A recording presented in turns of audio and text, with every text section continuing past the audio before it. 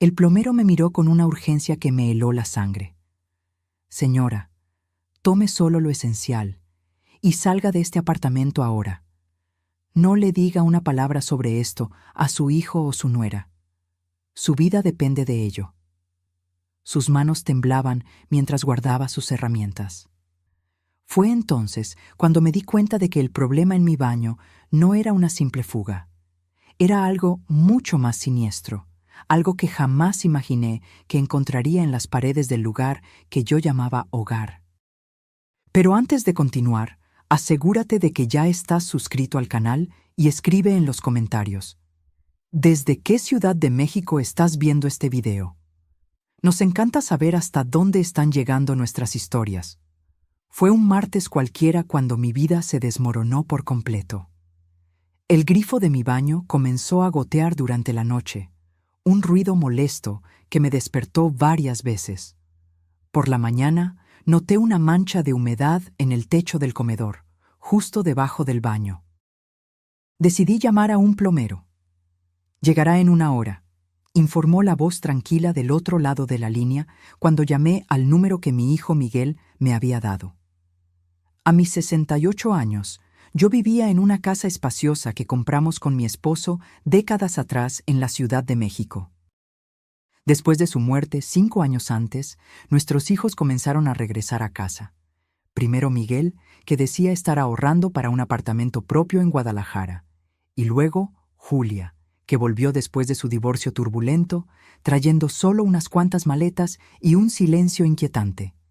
Cuando sonó el timbre, abrí la puerta a un hombre de unos 50 años, de estatura media y cabello canoso. Llevaba un mono azul descolorido y cargaba una pesada caja de herramientas. Señora Oliveira, soy Antonio, el plomero. Le mostré la mancha en el techo y lo llevé al baño de arriba.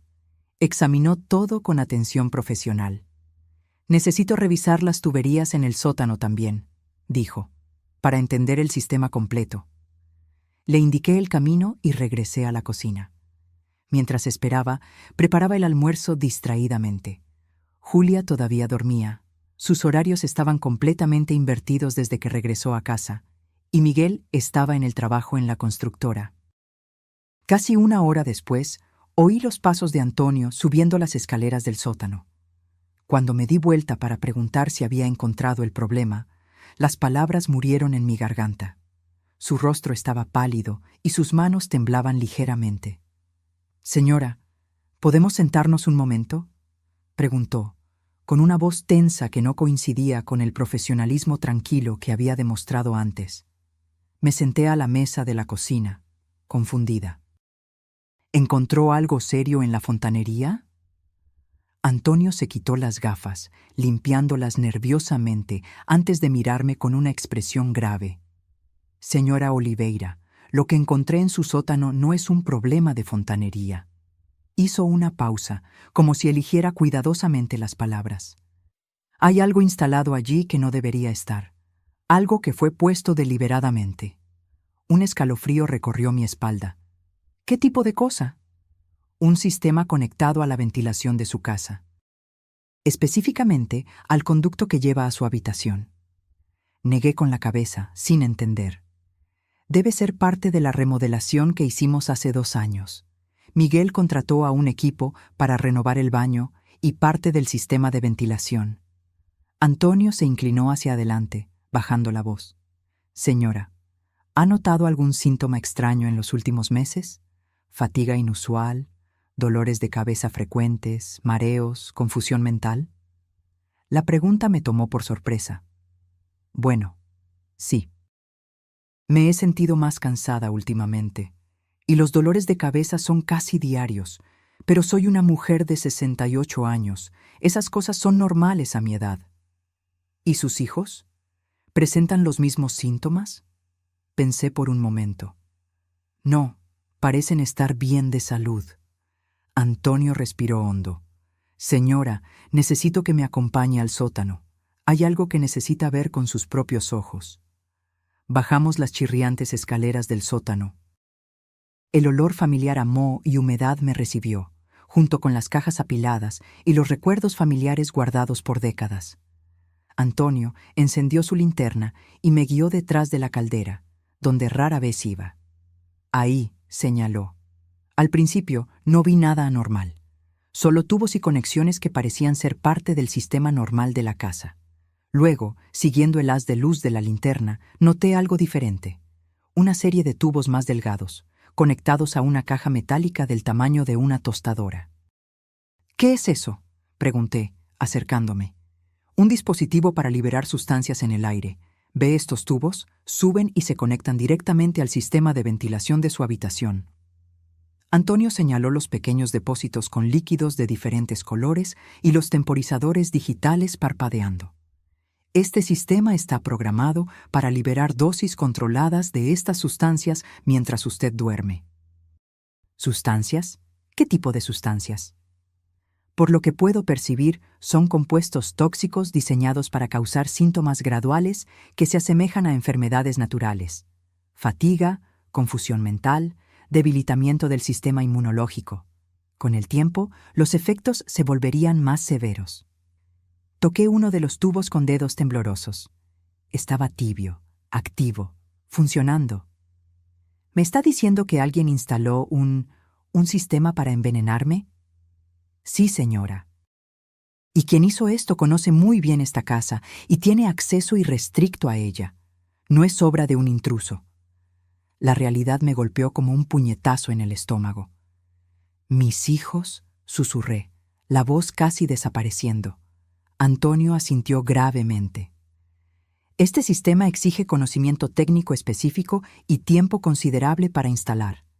Su hijo trabaja en construcción civil, ¿correcto? Él sabría cómo hacerlo. Las piezas comenzaron a encajar de forma horrible. La insistencia de Miguel en remodelar el baño hace 2 años. El regreso de Julia coincidiendo con el inicio de mis síntomas más graves. El hecho de que ambos parecían monitorear mis horarios con un interés inusual. ¿Cuánto tiempo cree que este sistema ha estado funcionando?, pregunté, sintiendo náuseas. Por el desgaste de los componentes, diría que al menos 8 meses. Exactamente cuando comenzaron mis dolores de cabeza de la edad. Señora, continuó Antonio, hay una cosa más que necesita saber. Este sistema está programado para aumentar gradualmente la concentración de las sustancias. Sin intervención, los efectos podrían volverse fatales en los próximos meses. Me apoyé contra la pared fría del sótano, sintiendo que mis piernas flaqueaban. Mis propios hijos. Aquellos a quienes acuné, alimenté, curé cuando estaban enfermos, consolé cuando lloraban. Los mismos que comían en mi mesa todas las noches mientras lentamente me mataban. ¿Por qué?, murmuré, más para mí misma que para él. Esa es una pregunta que solo ellos pueden responder, dijo Antonio suavemente. Pero señora, necesito que me escuche con atención. Tome sus cosas y salga de esta casa inmediatamente. No les cuente nada a sus hijos. Subimos en silencio. Mi mente trabajaba frenéticamente, intentando negar lo innegable. Tal vez había una explicación. Tal vez ese sistema tenía otro propósito. Tal vez Antonio estaba equivocado. Pero en el fondo, yo sabía que no lo estaba. Los síntomas, el timing, los cambios en el comportamiento de mis hijos, todo encajaba como un rompecabezas macabro. «Dinero», susurré cuando llegamos a la cocina. «Tiene que ser por el dinero». Antonio me miró interrogativamente. Cuando mi esposo murió, dejó un seguro de vida considerable. Además, tengo ahorros y esta casa, que se ha revalorizado mucho en los últimos años. Hice una pausa calculando. Cerca de 7 millones de pesos mexicanos en total. Una suma que podría motivar a personas desesperadas, asintió Antonio. Pero no están desesperados. Miguel tiene un buen trabajo en la constructora, y Julia... Me detuve, dándome cuenta de que no sabía realmente cómo estaban las finanzas de mis hijos. Miguel trabajaba mucho, llegaba tarde y salía temprano, siempre cansado, siempre tenso. Julia apenas salía de su habitación, excepto para buscar comida o irse sin decir a dónde. No teníamos conversaciones profundas desde hacía meses. Señora Oliveira, Antonio interrumpió mis pensamientos. No hay tiempo para especulaciones ahora. Usted necesita salir de esta casa antes de que regresen. Como si fueran invocados por sus palabras, oí pasos en el piso de arriba. Julia había despertado. «¿Mamá?», llamó. «¿Con quién estás hablando?». Intercambié una mirada de pánico con Antonio. «Es el plomero, hija», respondí, intentando mantener la voz firme. «Está terminando el servicio. Bajo en 1 minuto». «Vaya a su habitación», susurró Antonio urgentemente. «Tome documentos importantes y algo de ropa. Nada más. Yo la esperaré aquí». Subí las escaleras con piernas temblorosas, rezando para no encontrarme con Julia en el pasillo. Por suerte, la puerta de su habitación estaba cerrada.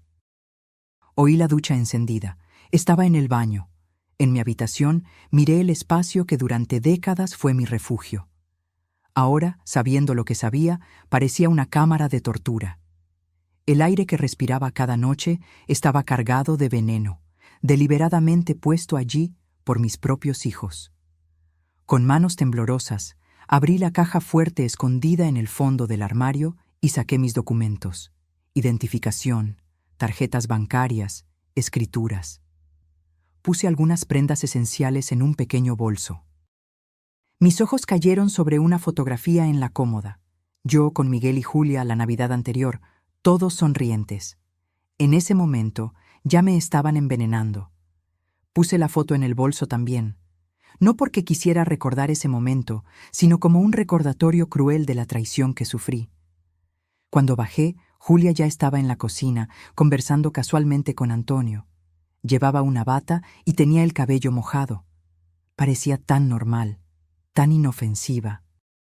¿Entonces solo era un tubo viejo oxidado?, preguntaba, sirviéndose café. «Exactamente», respondió Antonio profesionalmente. «Ya está todo resuelto». Julia se dio vuelta y notó mi bolso. «¿Vas a salir, mamá?». La pregunta aparentemente inocente me paralizó. ¿Cómo responder cuando cada palabra podía traicionarme? «Sí», logré decir. «Tengo algunos asuntos que resolver». «¿Quieres que te acompañe? No tengo nada planeado para hoy».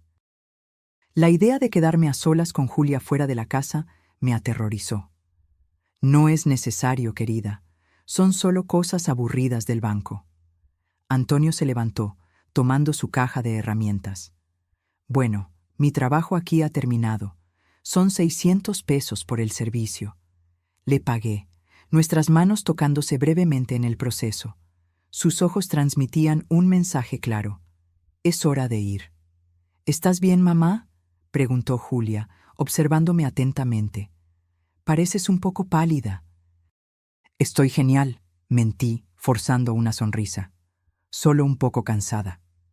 «Has estado muy cansada últimamente. Tal vez deberías consultar a un médico». La ironía de sus palabras, fingir preocupación por síntomas que ella misma estaba causando, casi me hizo perder el control. «Tal vez lo haga», respondí, dirigiéndome hacia la puerta. «Te quiero, mamá», dijo Julia con una dulce sonrisa que una vez habría calentado mi corazón, pero que ahora sonaba como una puñalada. «Yo también te quiero», respondí automáticamente, preguntándome cuándo esas palabras se volvieron vacías para ella. Salí de la casa que había sido mi hogar por 40 años, sin saber si alguna vez volvería. Antonio me guió hasta su camioneta estacionada en la acera. «Entre», dijo, abriendo la puerta del pasajero. «Necesitamos salir de aquí antes de que su hija sospeche algo». Mientras nos alejábamos, miré por el espejo retrovisor la casa que amaba, transformada ahora en una trampa mortal por mis propios hijos. «¿A dónde vamos?», pregunté, agarrando mi bolso como si fuera un salvavidas. «A un lugar seguro donde podamos pensar en los próximos pasos», respondió Antonio. «Hay una cafetería a unos kilómetros de aquí en Monterrey. Podemos hablar allí sobre cómo proceder y llamar a las autoridades».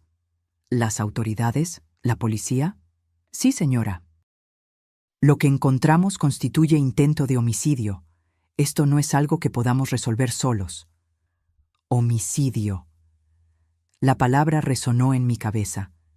Mis hijos no eran solo ingratos o codiciosos, eran asesinos en potencia, asesinos que vivían conmigo, comían mi comida, fingían preocuparse por mí mientras meticulosamente ejecutaban mi muerte. No puedo creer que esto realmente esté pasando, murmuré, observando las calles familiares que ahora parecían extrañas y hostiles. Sé que es difícil procesar todo esto, dijo Antonio gentilmente, pero usted tomó la decisión correcta al salir de esa casa. ¿Y si estamos equivocados? ¿Y si hay otra explicación? Antonio me miró brevemente antes de volver a concentrarse en la carretera. Señora, instalé sistemas de ventilación durante 15 años antes de convertirme en plomero. Lo que vi en su sótano no es un error o un malentendido. Es un dispositivo diseñado específicamente para dispersar sustancias químicas en el aire de su habitación. No hay explicación inocente para eso. En el fondo, yo sabía que él tenía razón, pero mi mente seguía buscando desesperadamente una realidad alternativa donde mis hijos no fueran monstruos. ¿Cuánto tiempo cree que me quedaba?, pregunté en voz baja. Basado en los temporizadores y la concentración, yo diría que 2 o 3 meses más, a lo sumo. Sus síntomas habrían empeorado progresivamente hasta parecer una enfermedad natural. Habría desarrollado problemas respiratorios graves y falla orgánica.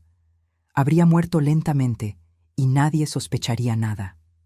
Lágrimas rodaron por mi rostro. ¿Cómo 2 personas pueden planear algo así? ¿Cómo pueden mirar a su propia madre a los ojos todos los días, fingiendo amor, mientras la matan? No tengo respuesta para eso, señora. Pero sé que personas capaces de esto no van a rendirse simplemente si son confrontadas. Si descubren que usted sabe la verdad, pueden acelerar sus planes o intentar algo más directo. Un escalofrío recorrió mi espalda. ¿Cree que vendrán por mí? Depende de la desesperación que tengan por el dinero y del compromiso con el plan original. Llegamos a una cafetería acogedora en el centro de Puebla, lejos de mi barrio. Antonio eligió una mesa en el fondo, lejos de las ventanas y cerca de una salida. Cuando me di cuenta de que estaba pensando estratégicamente en rutas de escape, la gravedad de mi situación me golpeó de nuevo. Una joven camarera se acercó para tomar nuestros pedidos. 2 cafés, por favor, dijo Antonio, y algo dulce para la señora. Ha tenido un día difícil. Mientras esperábamos los cafés, mi celular vibró. Era un mensaje de Julia. «Mamá, ¿está todo bien? Hace un tiempo que saliste». Le mostré el mensaje a Antonio. «Responda normalmente», aconsejó. «Diga que está en el banco y que la fila está tardando». Escribí la respuesta con dedos temblorosos. Casi inmediatamente llegó otro mensaje. «¿Quieres que te recojamos después? Miguel llegará a casa en 1 hora». «Ya están monitoreando sus movimientos», observó Antonio, la preocupación evidente en su voz. «Esto significa que necesitamos actuar rápidamente». La camarera volvió con nuestros cafés y una rebanada de pastel de chocolate que no había pedido, pero por la que quedé agradecida. Necesitaba azúcar para procesar toda esa información. «¿Qué hacemos ahora?», pregunté, intentando mantener la calma. «Primero, necesitamos pruebas concretas», respondió Antonio. «Puedo volver a su casa esta tarde con el pretexto de verificar si hay fugas adicionales. Tomaré fotos detalladas del dispositivo y, si es posible, muestras de los productos químicos. Luego, llamaremos a la policía con suficiente evidencia para que no puedan negarlo. Y mientras tanto, ¿dónde me quedo? ¿Tengo algún pariente o amigo con quien pueda quedarme?» Pensé en mis opciones. Mi hermana vivía en otro estado y no nos hablábamos desde hacía años. Tenía algunos amigos cercanos, pero involucrarlos en esto parecía peligroso. «Un hotel», sugerí finalmente. «Anónimo, lejos de mi barrio». Antonio asintió y sacó una tarjeta de su bolsillo, escribiendo un número en el reverso. «Este es mi número personal. Llame inmediatamente si sus hijos intentan contactarla de forma insistente o si nota algo extraño». Tomé la tarjeta, sintiéndola como un salvavidas. «Antonio, ¿por qué me está ayudando? Ni siquiera me conoce». Tomó un sorbo de café antes de responder, sus ojos fijos en un punto distante más allá de la ventana. Perdí a mi madre hace 5 años. Murió de un cáncer agresivo, pero meses antes del diagnóstico se quejaba de síntomas extraños que los médicos no lograban explicar. Fatiga extrema, problemas respiratorios, debilidad generalizada. Hizo una pausa, respirando hondo. Solo después de que murió, descubrimos que mi hermano estaba adulterando sus medicamentos y robando sus ahorros. ¡Dios mío!, exclamé horrorizada. No pude salvar a mi madre porque no vi las señales a tiempo. Pero cuando vi lo que estaba sucediendo en su casa, supe que tenía una segunda oportunidad de hacer lo correcto. Sus palabras me conmovieron profundamente. Un extraño arriesgando su tiempo y seguridad para ayudar a una señora mayor que acababa de conocer. ¿Su hermano fue arrestado? Sí, pero solo por el robo. Cuando descubrimos lo de la medicación, ya era demasiado tarde para probar que contribuyó a su muerte. Por eso quiere reunir pruebas sólidas ahora. Exactamente. No quiero que sus hijos escapen de las consecuencias de lo que hicieron. Mi celular vibró de nuevo. Esta vez era Miguel. «Mamá, Julia dijo que saliste hace horas. ¿Está todo bien? ¿Dónde estás?» Respondí que estaba en el banco y que luego haría algunas compras. La respuesta vino inmediatamente. «¿Qué banco? Puedo ir a recogerte». La insistencia de él en saber exactamente dónde estaba comenzó a parecer menos preocupación y más control. «Están poniéndose ansiosos», dijo Antonio, observando los mensajes. «Probablemente se dieron cuenta de que usted ha estado fuera más tiempo de lo normal. ¿Qué les digo? Mantenga respuestas vagas pero tranquilizadoras. Diga que está bien y que volverá pronto». Hice como él sugirió, pero las respuestas seguían llegando, cada vez más insistentes. Entonces Miguel llamó. «Conteste», orientó Antonio. «Pero sea cuidadosa con lo que dice». «Hola, hijo», respondí, intentando sonar casual. «¿Dónde estás, mamá?» Su voz estaba tensa, controlada.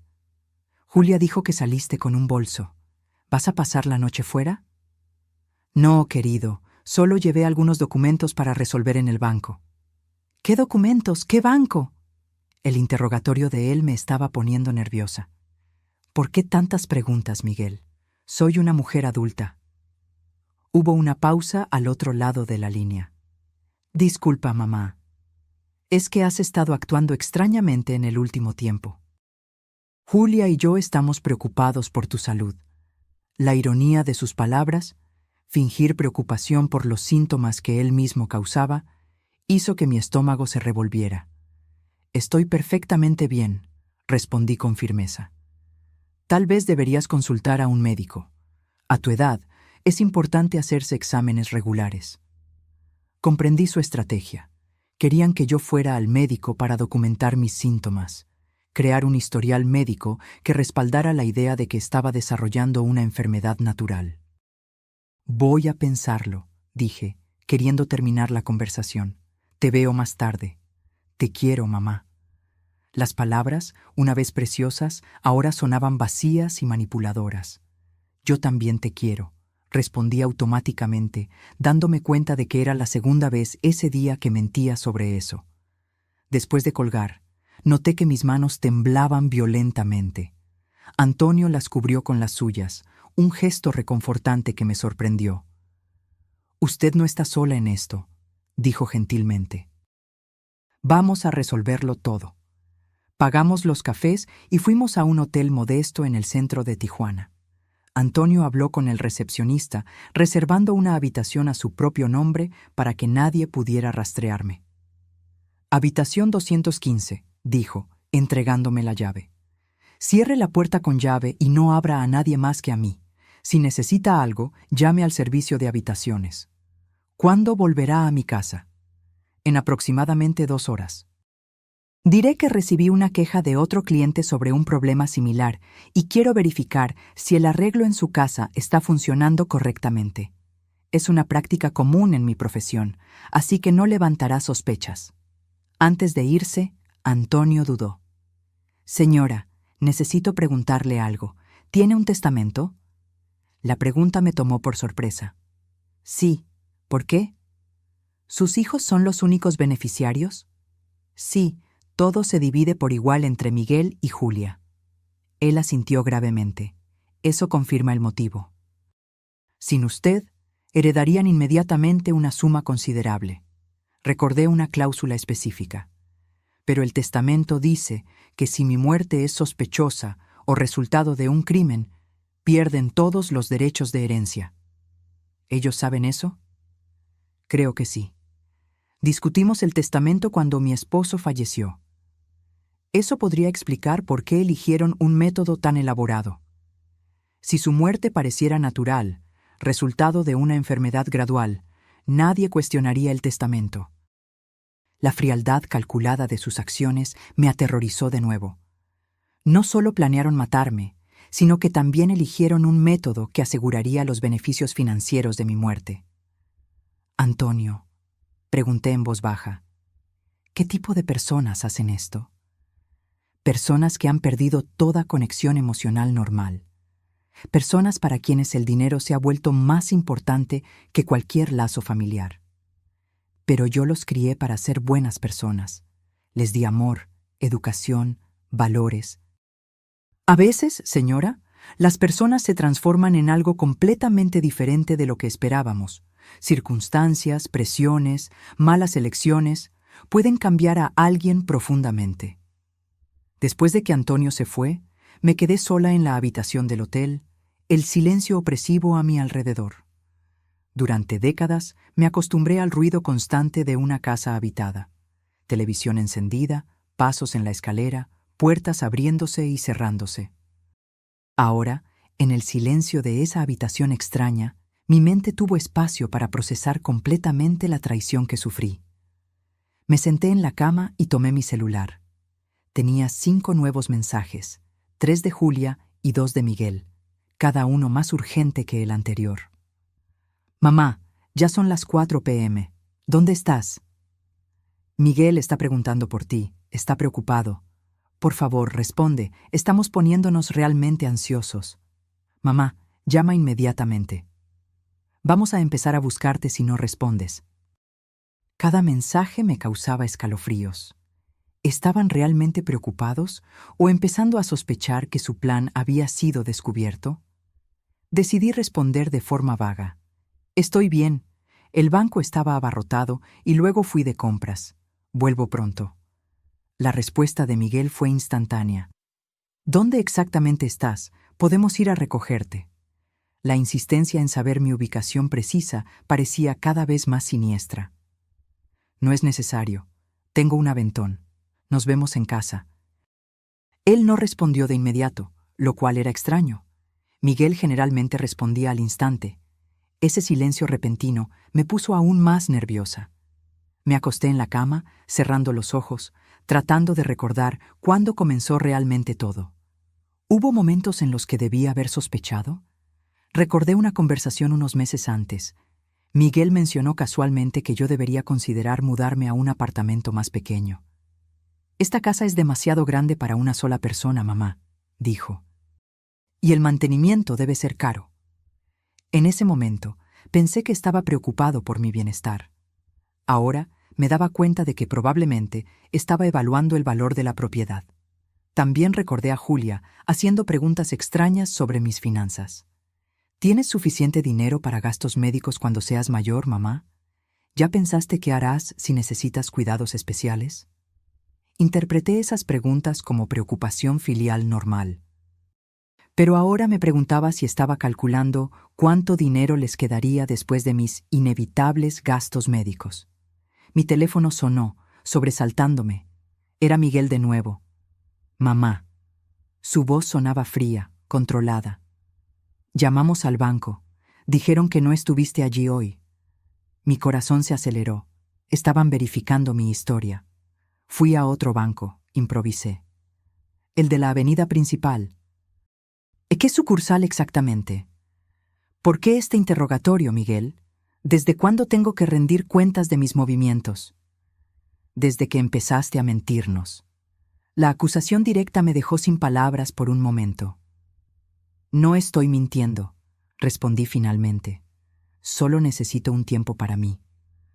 ¿Un tiempo para ti o un tiempo con el plomero? La pregunta me tomó completamente por sorpresa. ¿Qué quieres decir con eso? Julia los vio a los dos saliendo juntos. Entraste en su camioneta. ¿A dónde te llevó? Entonces lo sabían. Julia debe haber mirado por la ventana cuando partimos. El miedo se intensificó dentro de mí. Él me dio un aventón al banco, intenté explicar. Más mentiras. La voz de Miguel se volvió aún más fría. Mamá, has estado actuando muy extraño últimamente. Primero, olvidos constantes. Luego, confusión mental. Ahora, mentiras y comportamiento errático. Estamos realmente preocupados por tu salud mental. Me di cuenta de su estrategia. Estaban construyendo una narrativa donde yo era una anciana confusa y paranoica, potencialmente con demencia. Si yo los acusaba del envenenamiento, sería solo una señal más de mi supuesta condición mental deteriorada. Estoy perfectamente lúcida, Miguel. Entonces, ¿por qué huir con un extraño? ¿Por qué mentir sobre dónde has estado? ¿Por qué no contestar nuestras llamadas? Mi celular vibró de nuevo con cada pregunta que sonaba razonable, viniendo de un hijo preocupado.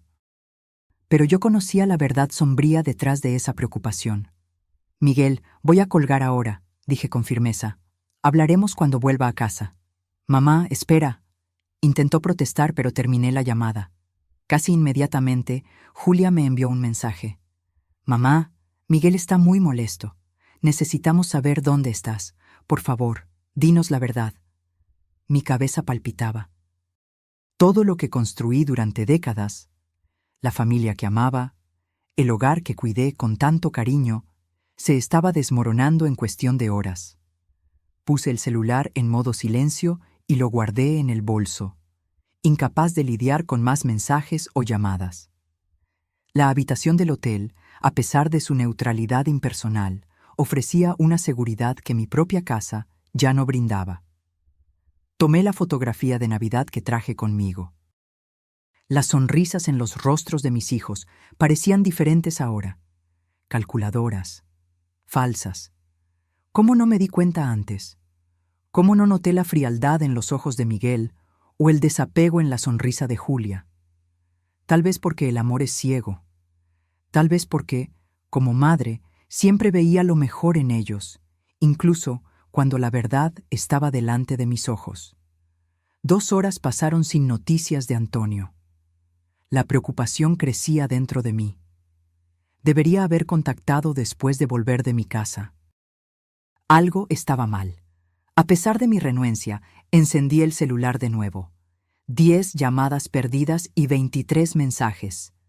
El más reciente, de Miguel, enviado hacía solo 5 minutos, me heló la sangre. Tu amigo plomero regresó. Estamos teniendo una conversación interesante. Mi primer instinto fue llamar a Antonio, pero me detuve antes de presionar el botón. ¿Y si Miguel había tomado su celular? O peor, ¿y si le habían hecho algo?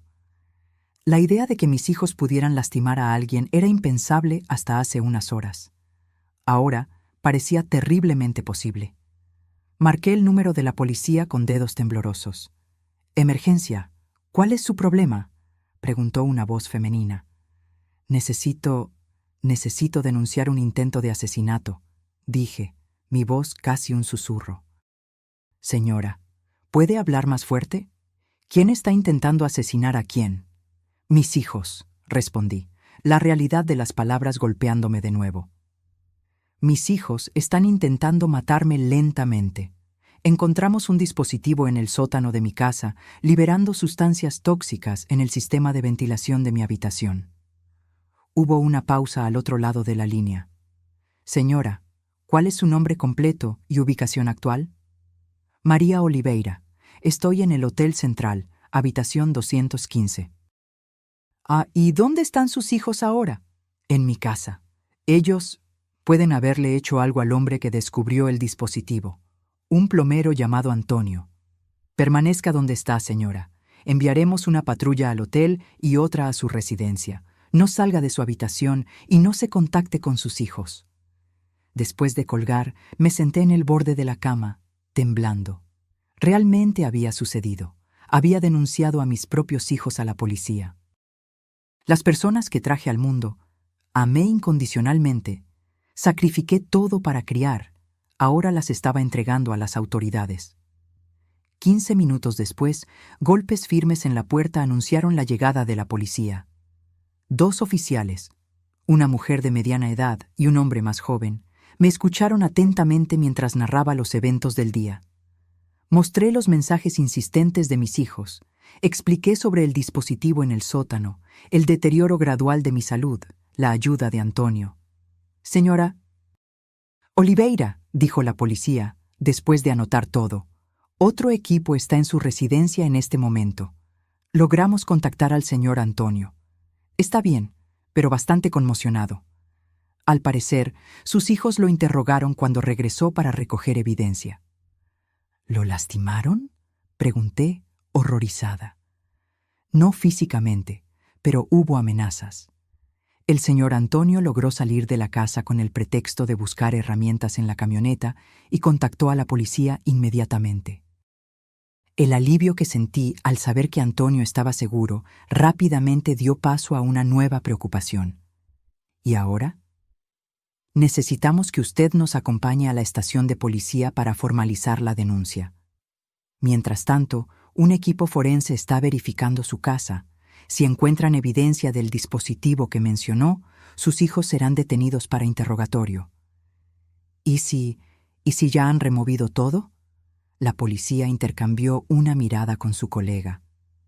El señor Antonio nos informó que, al regresar a la residencia, notó señales de que el dispositivo había sido desmantelado a toda prisa. Sin embargo, también cree que habrá rastros químicos que los técnicos forenses podrán detectar. En la estación de policía, pasé horas prestando declaración, detallando cada aspecto de la situación, los primeros síntomas, las preguntas extrañas de mis hijos sobre mis finanzas, su insistencia en monitorear mis movimientos y, finalmente, el descubrimiento de Antonio en el sótano.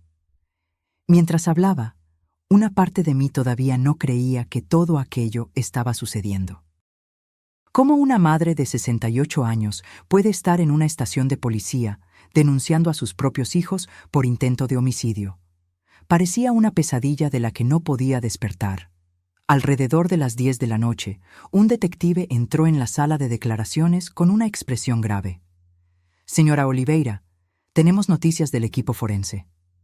Mi corazón casi se detuvo mientras esperaba el veredicto.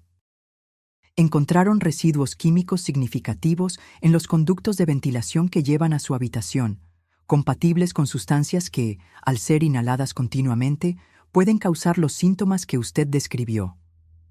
También localizaron partes desmontadas del dispositivo que fueron apresuradamente escondidas en el fondo de una caja en el sótano. Lágrimas silenciosas rodaron por mi rostro. Una parte de mí todavía esperaba que todo fuera un terrible malentendido, que mis hijos fueran inocentes, que hubiera otra explicación. Ahora, esa esperanza estaba irrevocablemente destruida. «Sus hijos están detenidos para interrogatorio», continuó el detective. «Hasta el momento, ambos niegan cualquier implicación, afirmando que usted ha presentado signos de paranoia y confusión mental en los últimos meses. Exactamente como yo temía. Estaban usando los síntomas que causaron en mi contra. ¿Y en cuanto a pruebas de que fueron ellos quienes instalaron el dispositivo?». El detective dudó. «Eso puede ser más difícil de probar directamente. Sin embargo», abrió una carpeta y puso una fotografía en la mesa. Era una página de un cuaderno con la caligrafía inconfundible de Julia. «Encontramos esto escondido entre los libros en la habitación de su hija. Parece ser un registro detallado de sus síntomas a lo largo del tiempo, con anotaciones sobre ajustes en las dosis». Miré la hoja de papel, sintiendo náuseas al ver entradas como 27:04. «Mamá durmió 12 horas seguidas. Aumento de la dosis nocturna funcionando». Y 15:05, se quejó de mareos y confusión. Tal vez reducir un poco para no levantar sospechas. Era una documentación metódica, clínica, de mi deterioro planeado, como un experimento científico, como si yo no fuera un ser humano, y mucho menos su madre. Esto es... No pude terminar la frase. Evidencia bastante incriminatoria, completó el detective. Junto con declaraciones de vecinos confirmando la remodelación del baño hace 2 años, supervisada por su hijo, y sus conocimientos técnicos en el área de construcción, tenemos un caso sólido. El primer mes después del arresto de mis hijos pasó como un borrón. Fui sometida a una batería de exámenes médicos que confirmaron la presencia de toxinas en mi organismo. Los médicos quedaron conmocionados al descubrir que yo estaba siendo lentamente envenenada en mi propio hogar, por mis propios hijos. «Es un milagro que haya sobrevivido», dijo el toxicólogo. La exposición prolongada a estas sustancias podría haber causado daños permanentes en sus órganos o incluso la muerte. A medida que las toxinas fueron eliminándose de mi cuerpo, mi salud mejoró drásticamente. Los dolores de cabeza desaparecieron, la confusión mental se aclaró, la energía regresó. Físicamente, me estaba recuperando. Emocionalmente, la herida parecía imposible de sanar. No pude volver a mi casa.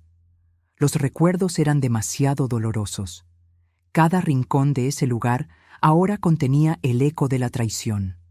Puse la propiedad en venta y me mudé temporalmente a un pequeño apartamento alquilado. Durante la investigación, la verdad completa salió a la luz. Miguel tenía deudas de juego que sumaban más de 2 millones de pesos. Apuestas compulsivas que él escondía de todos, pidiendo préstamos a prestamistas que comenzaron a amenazarlo física y financieramente. Julia, por su parte, descubrió que no recibiría nada en el divorcio después de que su exesposo probara su infidelidad con pruebas concretas. Estaba prácticamente en bancarrota y desesperada. Juntos, mis hijos calcularon que mi muerte les daría acceso inmediato a casi 7 millones de pesos, entre seguro de vida, ahorros y el valor de la casa. Como sabían que una muerte sospechosa invalidaría el testamento, planearon algo que pareciera natural. Un deterioro gradual atribuible a la edad avanzada, culminando en falla orgánica que ningún médico cuestionaría. La idea del envenenamiento lento fue de Julia. Con su conocimiento de química, ella planeó meticulosamente qué sustancias usar y en qué concentraciones para simular un declive natural. Miguel, usando sus conocimientos de construcción civil, instaló el sistema durante la remodelación del baño. El juicio fue una pesadilla. Sentada en el tribunal, día tras día, oyendo detalles horribles sobre cómo mis propios hijos conspiraron para matarme, sentí como si estuviera viviendo la vida de otra persona. Esto no podía ser mi realidad. No podía ser mi familia. Lo más difícil fue enfrentar la mirada de ellos. Miguel mantuvo una expresión impasible durante todo el proceso, como si estuviera más allá de cualquier emoción. Julia alternaba entre lágrimas dramáticas cuando el jurado estaba mirando y miradas frías y calculadoras cuando creía que nadie prestaba atención. Antonio testificó detalladamente sobre su descubrimiento en el sótano y las conversaciones que escuchó entre mis hijos. Su testimonio fue crucial para el caso. Se convirtió en mi pilar de fuerza durante esos días sombríos, una presencia constante y reconfortante. ¿Cómo se siente hoy?, me preguntaba diariamente, con genuina preocupación. Como alguien que lo perdió todo, era mi respuesta frecuente. No todo, decía gentilmente. Usted todavía tiene su vida, su salud, su dignidad. Ellos no pudieron quitarle eso. Después de 3 semanas de juicio, el veredicto finalmente llegó. Culpables de intento de homicidio premeditado. Miguel fue sentenciado a 20 años de prisión sin posibilidad de libertad condicional por 15 años. Julia recibió 18 años, con posibilidad de libertad condicional después de 12. Cuando el juez anunció las sentencias, sentí una mezcla confusa de emociones. Alivio por la justicia hecha, pero también un dolor profundo por saber que mis hijos pasarían gran parte de sus vidas tras las rejas. Por horrible que fuera lo que planearon, una parte de mí, la madre que siempre sería, Sufría por ellos. Después del juicio, vendí definitivamente la casa donde viví por 40 años en la Ciudad de México. Con el dinero, compré un pequeño apartamento en la ciudad costera de Acapulco, a cientos de kilómetros de distancia, donde nadie me conocía y donde podría empezar de nuevo sin el peso de las memorias dolorosas. Antonio continuó presente en mi vida, primero como un amigo solidario, luego como algo más. No un romance tradicional, ambos cargábamos cicatrices demasiado profundas para eso, sino una compañía reconfortante basada en el respeto mutuo y la comprensión compartida de cuán impredecible y cruel puede ser la vida.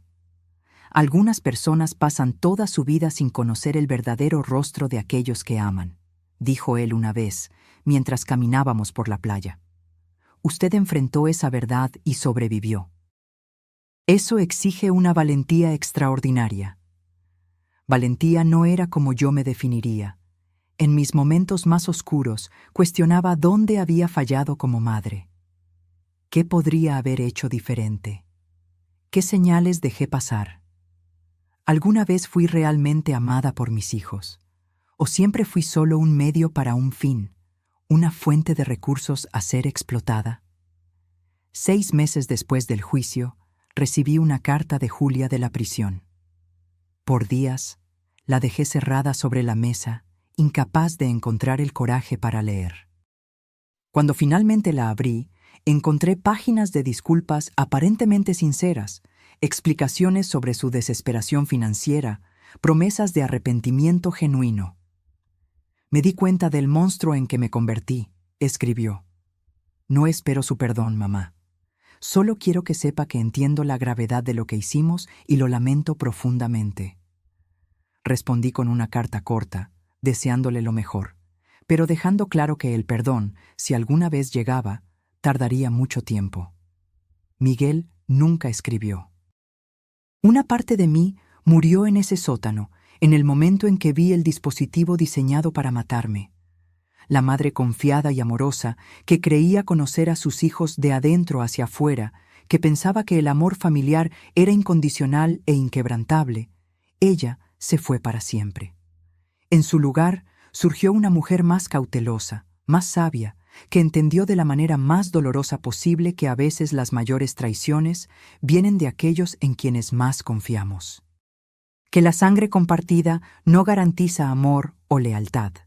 Que la verdadera familia se define por acciones, no por genética. Hoy, a mis 70 años, encontré una paz relativa. Mi salud está completamente recuperada. Hago caminatas diarias por la playa de Acapulco. Participo en un grupo de lectura local.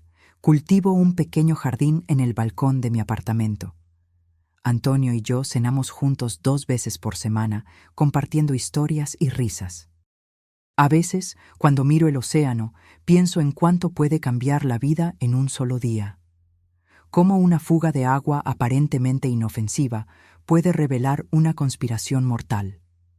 Cómo un extraño puede convertirse en un salvador, mientras aquellos que deberían amarnos incondicionalmente pueden volverse nuestros peores enemigos.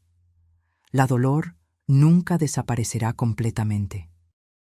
En cumpleaños, días festivos, momentos especiales, siento la ausencia de mis hijos, no como son ahora, sino como eran antes o como yo creía que eran. Sin embargo, aprendí a convivir con ese dolor, a integrarlo como parte de mi historia sin dejar que me defina. El plomero que vino a arreglar una fuga terminó salvando mucho más que un techo dañado. Salvó mi vida. Y me enseñó que, a veces, la salvación viene de los lugares más inesperados, mientras que las amenazas pueden esconderse donde menos esperamos.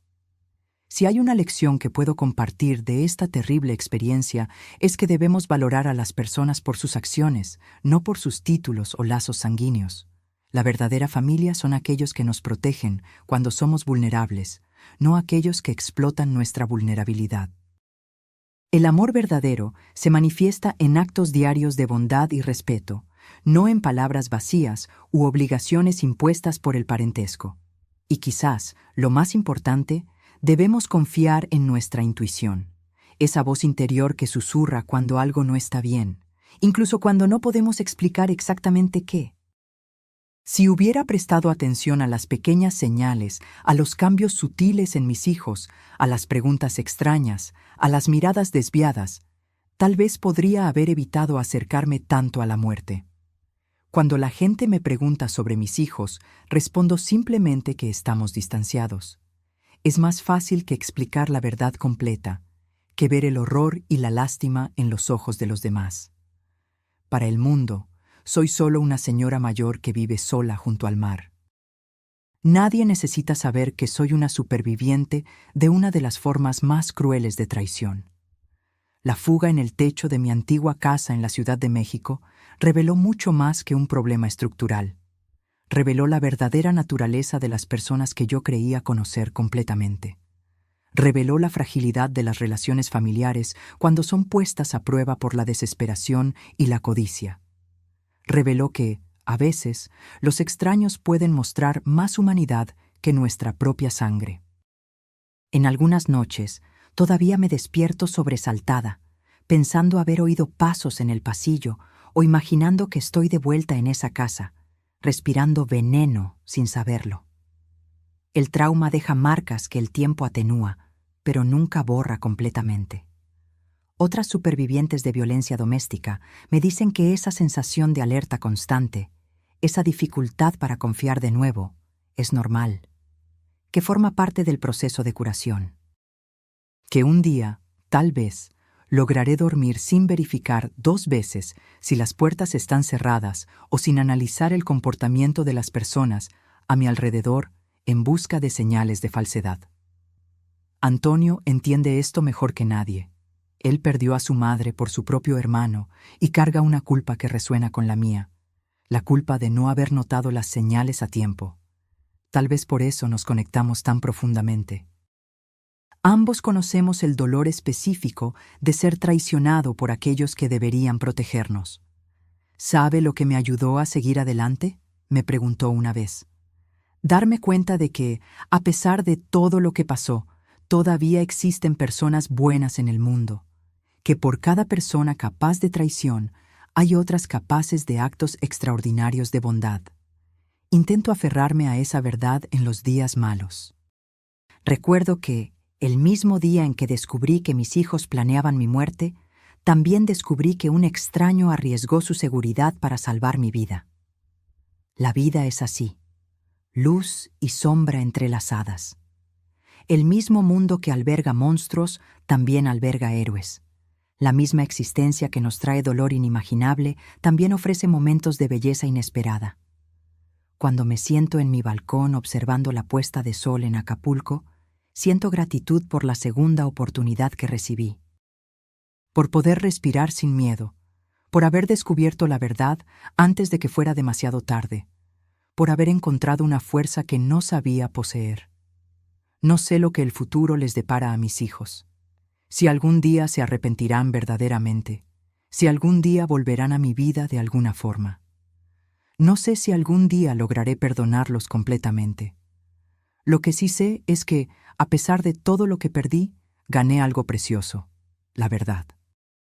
Por dolorosa que sea, la verdad me liberó de una muerte lenta y me dio la oportunidad de reconstruir mi vida en bases más auténticas. Y tal vez esa sea la lección final de esta terrible historia. Que a veces necesitamos perderlo todo para descubrir quiénes somos realmente. Que en las cenizas de la destrucción podemos encontrar semillas de un nuevo comienzo. Que incluso después de la traición más profunda, es posible encontrar un camino de regreso a la luz. Ya no soy solo María, la madre de Miguel y Julia. Soy María, una mujer que enfrentó lo impensable y sobrevivió. Una mujer que aprendió de la manera más difícil que la familia no se define por la sangre, sino por el amor genuino y las acciones consistentes. Una mujer que, gracias a una fuga en el techo y a un plomero atento, ganó la oportunidad de envejecer con dignidad y paz, un privilegio que mis propios hijos intentaron negarme. Y por eso, incluso en los días en que el dolor parece insoportable, estoy profundamente agradecida. Ahora, si te gustó esta historia, haz clic en suscribirte Y dime en los comentarios, ¿qué parte te dejó con la boca abierta? Y no olvides unirte como miembro para tener acceso a videos exclusivos que no publico aquí. Te espero allí.